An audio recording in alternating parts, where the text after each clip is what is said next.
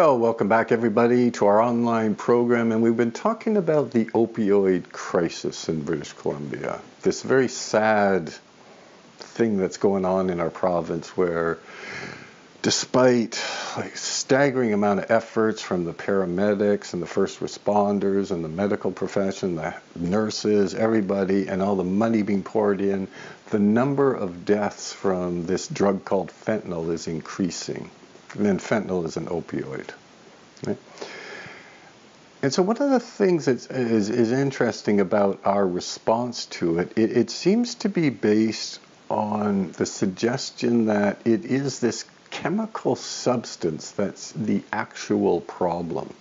It is one of the curious things in the field of addiction where a lot of people give a chemical some kind of power that all by itself it can wreak havoc and destroy lives and everything else.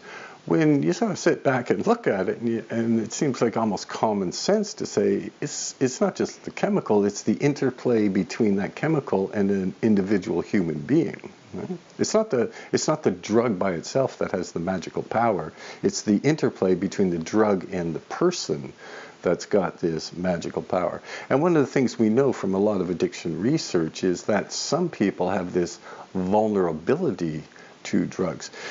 And so this idea seems to be lost in our response to the opioid crisis. And one of the fascinating things I've noticed in the magazines and the popular literature on it is that the journalists will typically say, oh, the doctors are to blame. They've been prescribing all these drugs to these patients who, don't really need them. And then, oh, geez, and then they cut off the patient from the drug and now they're addicted. So now they have to go out on the street and buy all these street drugs.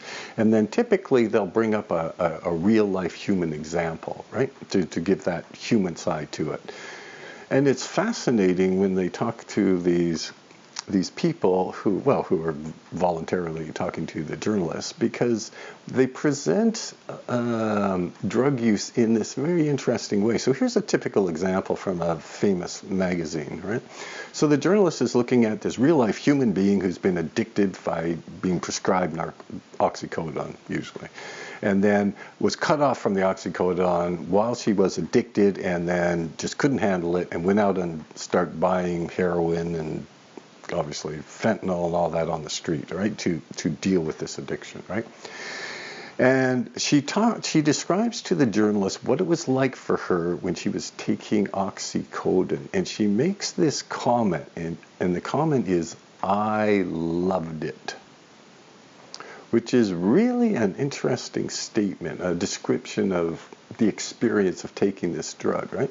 And it's very reminiscent of a very famous statement that Thomas de Quincey made in 1821 when he wrote this famous drug book called Confessions of an English Opium Eater, where de Quincey says the very first time he took opium, he said, "Here was the secret of happiness." Now, I don't know, for all the people who are not addicted, I mean, you got to think about that comment. Like, you can just think, and times when you were intoxicated, did you ever think to yourself, "Oh my God, like this is like the greatest thing on the planet. This is it." Did you ever believe that? No, of course not. Nobody does, right?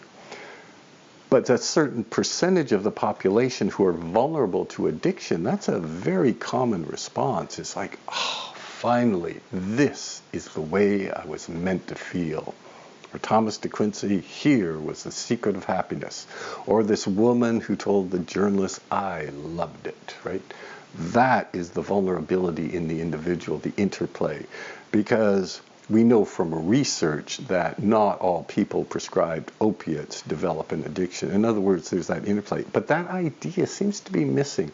And in fact, many commentators have pointed out this remarkable disconnection between our approach to dealing with the opioid crisis and the actual experience of those people who are using the drug.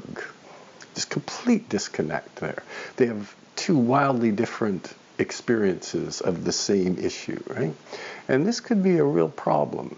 and that we're taking perhaps maybe the outsider's view, and we're not paying enough attention to the insider's view, right? To the actual view of people taking these drugs and why they're being attracted to this potency and things like that.